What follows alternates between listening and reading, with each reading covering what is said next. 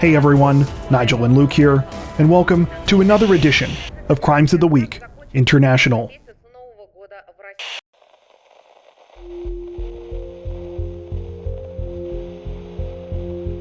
Representatives from Australia's Queensland Police say that they have put a serious dent in a criminal organization that has terrorized the city of Brisbane this week after a dramatic chase led to the arrests of 3 young members of an alleged car theft ring. According to reports, for the last several months, the gang, comprised almost exclusively of teenagers, has allegedly been behind a string of high-end car thefts across Brisbane and the Brisbane area. Despite being under investigation by police, the young culprits have not been shy about their activities, bragging about the crimes and showing off the stolen vehicles on social media. In several of the posts, they can be seen driving incredibly recklessly, reaching speeds of over 200 kilometers per hour, or about 120 miles per hour. Well, it seems the luck finally ran out for several of these suspects this week, when police managed to arrest 3 of the most blatant offenders following a wild chase. The whole thing played out in the early morning hours of February 17th, when authorities were called about a string of car thefts across the suburbs of Auchenflower, Paddington, and Redhill. One of the victims, a woman named Elizabeth Burnett, said she awoke to find 3 masked intruders in her kitchen. All she could do was watch helplessly as they stole her Land Rover, while at the same time another vehicle was taken at a neighboring residence. Unfortunately for the suspects, though, this time authorities were hot on their trail. After catching up to them in the suburb of Hurston, they deployed spike strips, forcing the teens to abandon the stolen cars and try to escape on foot. The suspects were apparently pretty desperate to get away, because a couple of them headed into a nearby sewer. However, the whole thing was futile, as police had brought in the dog squad and were able to track the teens' movements underground. Dramatic body cam footage shows officers placing one of the suspects under arrest in the pitch-black, waterlogged tunnels. One other suspect was arrested in the sewer after being bitten by a police dog, and a third was captured above ground during the initial foot chase. Police say that all 3 of the suspects are now in custody and facing a litany of charges. While their names have not been released due to their ages, it's said that 2 of them are 16 and 1 is 17. It's also said that 2 of the teens are facing a combined total of 19 different offenses. The other is expected to get similar treatment once he is released from the hospital for his dog bite.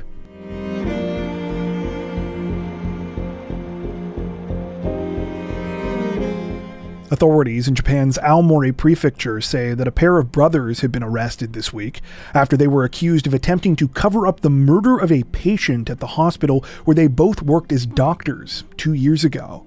According to reports, the whole thing began late on the night of March 12, 2023, when the victim, 73-year-old Seietsu Takahashi, was receiving treatment at the Michinoku Memorial Hospital in the city of Hachinohe. Seietsu was sharing his hospital room with a 59-year-old man who had been admitted for alcohol addiction and other issues. Despite this, the man was apparently not being properly supervised. At some point during the evening, the 59-year-old got out of his bed and grabbed a toothbrush. Using the sharp end of the handle, he repeatedly stabbed Seietsu in the face while he was sleeping. The attack wasn't noticed until 11:45 p.m., when a nurse realized that Seietsu was bleeding in his bed. Unfortunately, by this point it was too late. The 73-year-old was severely injured and died from his wounds the following morning. However, instead of reporting what had happened to authorities, police say that Seietsu's attending doctor, 60-year-old Satoshi Ishiyama, conspired with his older brother, Takashi Ishiyama, to cover up what had happened. Because Takashi was the hospital's director at the time, the pair were allegedly able to create a fraudulent death certificate. The men claimed that Seietsu had died from pneumonia and attempted to play off his stab wounds as injuries from a fall. The true cause of Seietsu's death came to light, though, later that same day, when a hospital employee who was suspicious blew the whistle on the Ishiyamas and contacted police. While the 59-year-old killer was arrested and has since been convicted and sentenced to 17 years in prison, it took authorities longer to piece together and investigate the Ishiyama brothers. They were arrested on February 14th on suspicion of concealing the cause of a victim's death.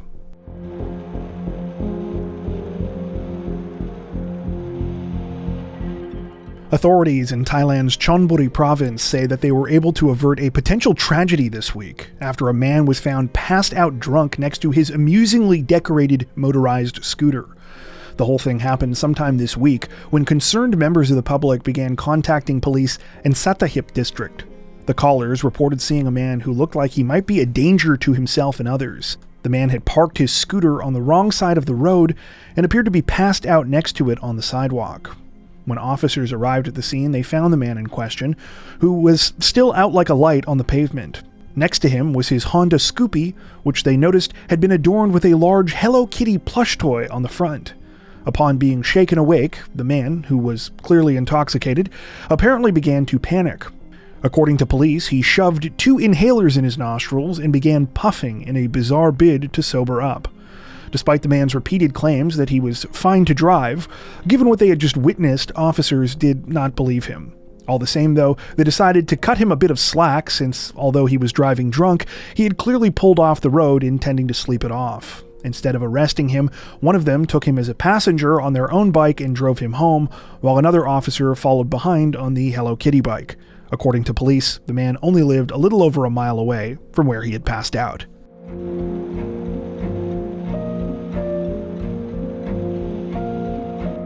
Representatives from England's Kent police say that they are trying to unpack an awful mystery this week after a woman was allegedly gunned down by her husband during the middle of a Valentine's Day dinner.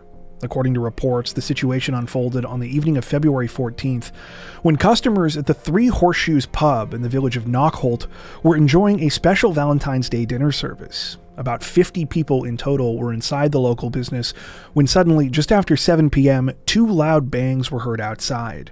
At first, patrons thought the noises were fireworks. That was, until they began looking out into the parking lot. That's when someone began screaming, quote, "He's killed her." The terrified witnesses were referring to 43-year-old Lisa Smith, who had been shot and was now lying in a pool of blood on the pavement. As they called for help, the man allegedly responsible, her husband, Edward Stockings, got in his car and drove off. Though emergency responders arrived quickly and did everything they could, sadly, Lisa was too seriously wounded. She was pronounced dead at the scene a short time later. In the meantime, authorities began searching for Stockings. They got a lead several hours later when they learned that a man had been spotted on the wrong side of the Queen Elizabeth II Bridge, which crosses the River Thames about 12 miles away in the town of Dartford. When police went to the area, they found Stockings' car, which was parked close by. Inside was the gun allegedly used in the crime, but there was no sign of Stockings himself anywhere. Police say they now believe he may have jumped into the water. Extensive searches of the river have been carried out over the past few days, but so far they have been unable to locate him. As for why all of this happened, that's perhaps the most confusing part of this whole situation. Loved ones told the media that they were not aware of any issues between the couple. Lisa especially was reportedly quite happy with her life. She was a mother and had recently become a grandmother as well. Police likewise say that they do not believe they had any prior communications with either Lisa or Stockings. The pair were not from Kent, and though they had been to the pub where the incident took place before, they were apparently not regulars there. All that being said, Stockings reportedly did confess to the crime before his disappearance. According to a close friend who has known him for more than 30 years, Stockings called him less than 2 hours after the deadly shooting, stating, quote, "She's dead.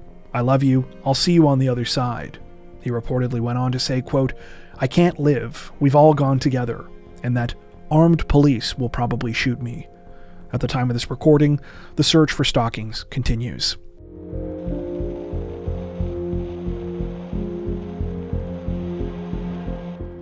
It was an eventful Valentine's Day for authorities in Peru last week, where members of the country's national police carried out a holiday-themed raid on an unsuspecting drug trafficking suspect. If you're a regular viewer of our Crimes of the Week International series, you'll probably know that Peru has something of a history with these kinds of colorful operations. In fact, it's something that the anti-drug unit, known as the Green Squadron, have become known for over the years. On holidays such as Halloween, Christmas, and, of course, Valentine's Day, officers will dress up in costumes to throw off their designated targets. In the past, the costumes of choice have included superheroes, such as Spider-Man, Captain America, Wolverine, and Deadpool. And last year, you might remember that we covered a similar Valentine's Day story, where an undercover officer dressed up as a giant teddy bear.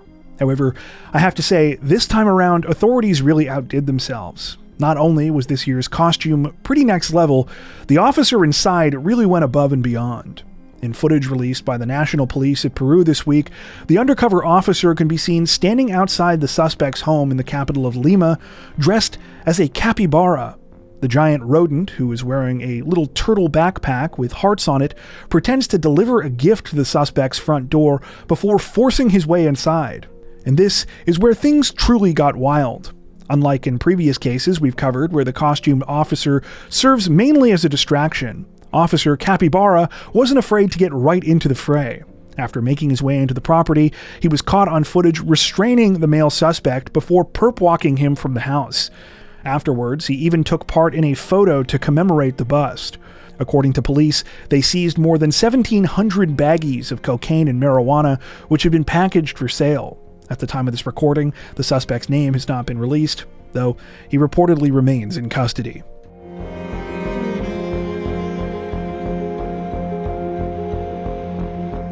Authorities in the South Korean city of Busan say that a bumbling robber got more than he bargained for last week when he attempted to hold up a bank using a disguised children's toy as his weapon, but his bluff was quickly called by his would-be victims. According to reports, the whole thing began just before 11 a.m. on February 10th, when the suspect, identified only as a man in his 30s, went to the bank in question in Busan's Kijang district. After heading up to the second floor of the building where the business was located, the man began blocking the entrance, yelling for customers and employees to, quote, kneel down. Upon seeing that the man was wearing a mask and knit hat over his head and carrying what appeared to be a gun in a black plastic trash bag, many of the terrified victims hurried to obey the order. Initially, the suspect tried to get into the branch manager's office. However, he was quickly able to shut the door and hold it while he and a customer were inside. At the same time, he called police and triggered a security alert. Realizing he wasn't going to be getting inside, the male suspect turned his attention to the bank's tellers. He instructed them to put 50,000 Korean won banknotes into a bag, each of which are worth about $35 US. Unfortunately for the suspect, it was at this point that his whole plan unraveled. While he was distracted, a man in his 50s tackled him to the ground. This provided an opening for a security guard and 3 other bank employees to jump in, all of whom helped restrain him. If there were any remaining fears about the danger the suspect posed, these evaporated when the man was disarmed and the victims got a look at the gun he was carrying. It turned out to be a children's water gun, one that was shaped like a dinosaur. According to reports, it took just 2 minutes for the whole thing to play out, and the suspect was taken into custody by police immediately after. While his name has not been released, at the time of this recording, the Good Samaritan who first took him down has been identified as former Special Forces member Park Chung-yu. Police say that they plan to present Park a certificate of appreciation for his brave and decisive actions during the incident. After all, at the time he tackled the suspect, he had no way of knowing that the only thing he was risking was getting squirted in the face.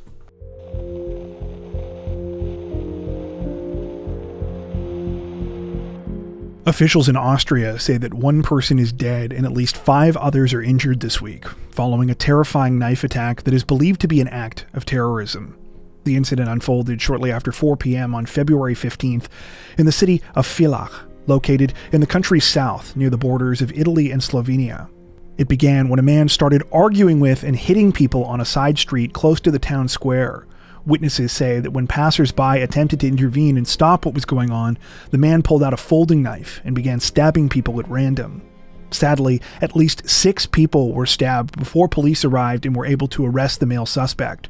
One of them, a 14-year-old boy, tragically died of his injuries, while 3 of the other 5 victims are said to be in intensive care. The wounded are said to be 2 15-year-olds and 3 adults, ages 28, 32, and 36. 5 of the victims are Austrian nationals, while 1 is Turkish. While the male suspect's name has not been released by many English-language news outlets, local Austrian media sources have identified him as a 23-year-old Syrian national named Ahmad G. According to these sources, Ahmad arrived in Austria in 2020 and had been granted a temporary residence permit while awaiting a decision on his asylum application. He had no prior criminal record in Austria and was not on any police watch lists at the time of this week's incident. However, police now say that they believe the 23-year-old had terror-related motives, with the country's interior minister calling the crime a, quote, Islamist attack with IS connections. Following Ahmad's arrest, authorities reportedly found an Islamic State flag in his apartment and say that he had sworn allegiance to the terror group. They also revealed that they suspect Ahmad was radicalized online, mainly through TikTok, over a very short period of time. Given all these details, members of the public, as well as government officials, have called for reviews of Austria's asylum policies. This was already apparently in the works, though, as back in December, the country was one of several European nations that froze pending asylum claims from Syria. Making matters more complicated, though, is how this week's situation ended. According to reports, the attack likely would have been even more deadly were it not for the intervention of a Good Samaritan. A Good Samaritan who also happens to be a Syrian national. The man, 42-year-old Ala Eddin al-Halabi, was driving a food delivery truck at the time the stabbing attack took place. Upon realizing what was going on, he reportedly drove his vehicle into the 23-year-old suspect, stopping him and allowing police critical time to place him under arrest.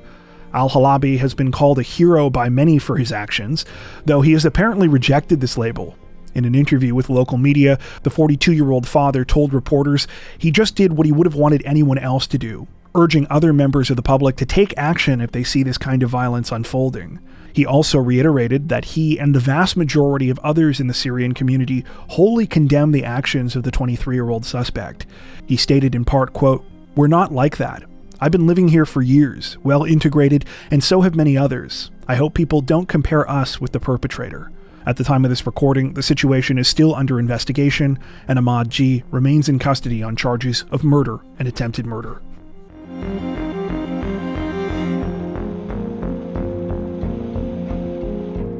Officials in Germany say that 2 people are dead this week and dozens of others are injured following a chilling vehicle ramming attack that is believed to have terror-related motives. The awful incident unfolded on the morning of February 13th during a demonstration put on by the Verdi trade union, one of the largest workers' organizations in Germany. The event was part of a strike for public sector workers and was being held in central Munich. A crowd of about 1,500 people had gathered and were marching near the city's main train station when the unthinkable happened. At around 10:30 a.m., as those participating in the demonstration were heading to the final scheduled area of the march, a white Mini Cooper drove up behind them. After maneuvering around a police barrier, the driver of the vehicle accelerated directly into the crowd, sending hundreds of people running for their lives. While most were fortunate enough to make it to safety, sadly, many were not. More than 36 people were hit as the car sped into the busy area, including some who were reportedly trapped underneath the vehicle. Police were quick to intervene in the situation since they were already present for the event, firing at least one shot into the car and placing the male suspect under arrest. However, tragically, it was too late for some of the victims. A 37-year-old woman and her 2-year-old daughter later died from their injuries. Among the more than 36 others who were injured, several are said to still be in the hospital recovering from serious injuries. Following the suspect's arrest, he was identified as Farhad Nouri, a 24-year-old Afghan national. Nouri reportedly came to Germany in 2016 as a minor, and though his asylum application was rejected, he was allowed to stay for several years due to concerns over his safety in his home country. Police say that he had valid residence and work permits at the time of the terrifying attack. As for the reason behind Nouri's alleged actions, authorities say they believe the incident had religious motivations. While the vast majority of the 24-year-old's online activity was reportedly devoted to his bodybuilding and fitness-related content, they say that he had also made Islamist posts to his social media in the lead up to the crime. Investigators say that Nouri also confessed to deliberately driving into the crowd of victims after he was taken into custody. The awful incident has been condemned by politicians across the German political system, who have said that Nouri should both be severely punished and removed from the country. However, it's expected that the crime will have an impact on the upcoming federal elections in Germany, where migration was already a hot-button issue amongst many voters. At the time of this recording, Nouri remains in custody, though it's unclear if formal charges against him have yet been filed. Before we wrap up, we'd like to take a second to give a huge shout out to everyone who has made it this far into the video. Seriously, thank you so much for watching. If you found today's upload interesting and informative, we'd be honored if you'd consider liking and subscribing, as well as hitting the notification bell and selecting all notifications to stay up to date with our latest releases. If you're looking for additional ways to help support the channel, we'd love to have you join us over on Patreon. Patrons get ad-free and early access to all of our content, as well as 4 additional stories per week for each of our Crimes of the Week and Crimes of the Week International videos. You can learn more at patreon.com/crimezone, where you'll also find some of the fine folks whose names are currently on screen. All that being said, we understand that not everyone has the means to support financially, and that's totally okay. We appreciate every like, sub, share, and comment that you send our way. Once again, thanks so much everyone, and take care.